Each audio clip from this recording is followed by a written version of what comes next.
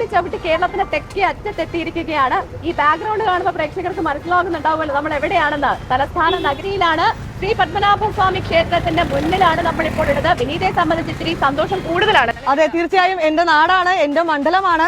നമ്മൾ തിരുവനന്തപുരത്തെ സംബന്ധിച്ചിടത്തോളം ഏറ്റവും നമുക്കൊന്നും ഇങ്ങനെ പ്രവചിക്കാൻ കഴിയില്ല. ഏറ്റവും കൂടുതൽ അടിയൊഴുക്കുകൾക്കൊക്കെ സാധ്യതയുള്ളൊരു മണ്ഡലമാണ് തിരുവനന്തപുരം. ഒപ്പം തന്നെ കരുത്തർ പോലും കടപുഴകി വീണ ഒരു ചരിത്രമുണ്ട് മണ്ഡലത്തിന്. ആദ്യമായി ഒരു വനിതാ MP-യെ സമ്മാനിച്ചതും എന്റെ സ്വന്തം തിരുവനന്തപുരം മണ്ഡലമാണ്. അതെ, അതിനിപ്പോ UDF-നെ നോക്കിക്കഴിഞ്ഞാലും അവര് സിറ്റിംഗ് MP ആണ്.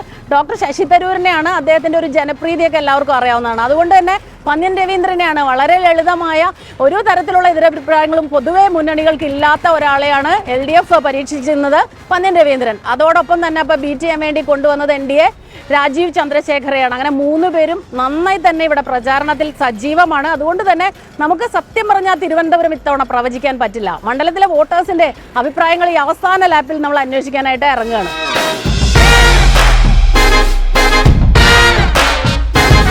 അപ്പൊ നമ്മൾ ഇവിടെ ഈ ഓട്ടോ സ്റ്റാൻഡിൽ എത്തിയിരിക്കും. നമുക്ക് ഇവിടുത്തെ ചേട്ടന്മാരോട് ചോദിക്കാം. ചേട്ടാ, ഗുഡ് മോർണിംഗ്. എന്നാ ഉണ്ട് രാവിലെ? രാവിലെ സുഖമാണ്. ചൂട് എങ്ങനെയുണ്ട് ചേട്ടാ? ചൂട് നല്ല ചൂടാ. ആളുകളൊക്കെ വരുന്നുണ്ടോ നമ്മുടെ ഓട്ടോ? വരുന്നുണ്ട്, കുഴപ്പമില്ലാതെ. ചേട്ടാ, ഇലക്ഷന്റെ ചൂട്, തെരഞ്ഞെടുപ്പ് ചൂടൊക്കെ എങ്ങനെയുണ്ട്? ഇനിയിപ്പോ 2 ദിവസം കൂടെയല്ലേ ഉള്ളൂ.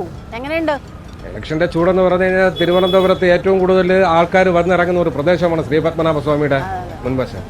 അടിസ്ഥാന സൗകര്യമായിട്ട് ഒരു ടോയ്ലറ്റ് പോലും ഇല്ല എന്നുള്ളത് ഇവിടുത്തെ ജനപ്രതിനിധികളോട് പറഞ്ഞു മടുത്ത ഒരു കാര്യമാണ്. ഇനിയിപ്പോ 2 ദിവസം കൂടി ബാക്കിയുള്ളൂ. ഇവിടെ ശക്തമായ ത്രികോണ മത്സരം നടക്കുന്ന ഒരു ത്രികോണ മത്സരം എന്ന് പറയാനില്ലല്ലോ. രണ്ടുപേരും തമ്മിലുള്ള മത്സരം. 2 പേര് തമ്മിലാണോ? അതാരൊക്കെയാ? രാജീവ് ചന്ദ്രശേഖർ, ശശി തരൂർ. അങ്ങനെയാണോ? അതിനോട് യോജിക്കുന്നുണ്ടോ? യോജിക്കുന്നുണ്ട്. സാധ്യത ഇല്ല, കുറവാണ്. ചേട്ടന് തോന്നുന്നത് ആര് ജയിക്കും? നമ്മളിവിടെ വളരെ കാലം കൊണ്ട് ഇടതും വലതും ഒക്കെ ഇവിടെ മാറി വരികയല്ലേ. അപ്പൊ ഒരു പുതിയൊരു മാറ്റം ഉണ്ടാവണം. ഒരു പരീക്ഷണമാണല്ലേ? അതെ അതെ, പുതിയ മാറ്റം ഗുണം ചെയ്യുന്നതാണ് പ്രതീക്ഷ. തീർച്ചയായും.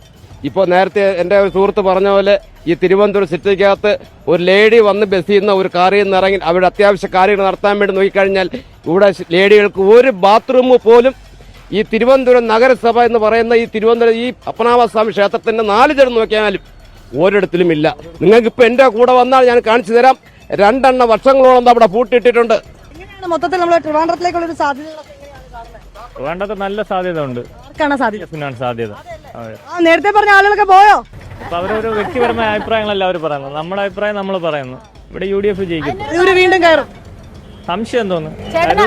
അങ്ങനെ ചേട്ടൻ വിചാരിക്കാൻ കാരണം എന്താ? ഞാൻ വിചാരിക്കുന്നില്ല. ഇവിടത്തെ നമുക്ക് ട്രിവാൻഡ്രത്തിന്റെ പൾസ് അറിയാമല്ലോ. ശശി തരൂർ കൺഫേം ആയിട്ട് ജയിച്ചിരിക്കും. എത്ര വോട്ടിന്റെ ഭൂരിപക്ഷം ഉണ്ടാവും പ്രവചിക്കാൻ പറ്റും? 50,000-നകത്തൊക്കെ അടിപൊളി പുള്ളി ജയിച്ചിരിക്കും. ഓക്കെ, അപ്പൊ ആ രീതിയിലാണ് അല്ലെ? പല അഭിപ്രായമുണ്ട്. ശശി തരൂരിന് സാധ്യത ഉണ്ടെന്ന് പറയുന്നവരുണ്ട്, രാജീവ് ചന്ദ്രശേഖരന് സാധ്യത ഉണ്ടെന്ന് പറയുന്നവരുണ്ട്. പക്ഷെ മണ്ഡലത്തെ സംബന്ധിച്ചിടത്തോളം എന്ത് നടക്കും നമുക്ക് ഇനിയും പറയാറായിട്ടില്ല. നമുക്കൊരു മോര് കുടിച്ചാലോ? നല്ല ചൂടാണല്ലേ? അപ്പൊ ഈ തിരുവനന്തപുരത്തിന്റെ പ്രത്യേകതയാണെന്ന് തോന്നുന്നു. ഇവിടെ അവിടെ ഇവിടെയൊക്കെ ആയിട്ട് എല്ലാം പ്രത്യേകതയാണ്. അപ്പൊ ചേച്ചിയോട് എന്നാ ചോദിക്കാം. ചേച്ചി നമസ്കാരം, എങ്ങനെയുണ്ട് കച്ചവടമൊക്കെ? മോരിന്റെ ആദ്യത്തെ ഗ്ലാസ് ഞാനങ്ങ് വാങ്ങിട്ടോ. അങ്ങ് കുടിച്ചോ.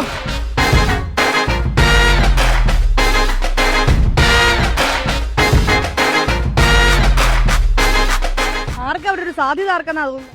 അതൊന്നും പറയാൻ പറ്റൂല. ചേച്ചി, ഈ ചൂട് പോലെ തെരഞ്ഞെടുപ്പ് ചൂടാണോ? ചേച്ചിന്റെ മോര് പോലെ തണുപ്പാണോ? ഇതാ നല്ല ചൂടായി വന്നില്ല. ചേച്ചി തന്നെ വോട്ട് ചെയ്യും 26-ാം തീയതി. 26-ാം തീയതി വോട്ട് ചെയ്യും.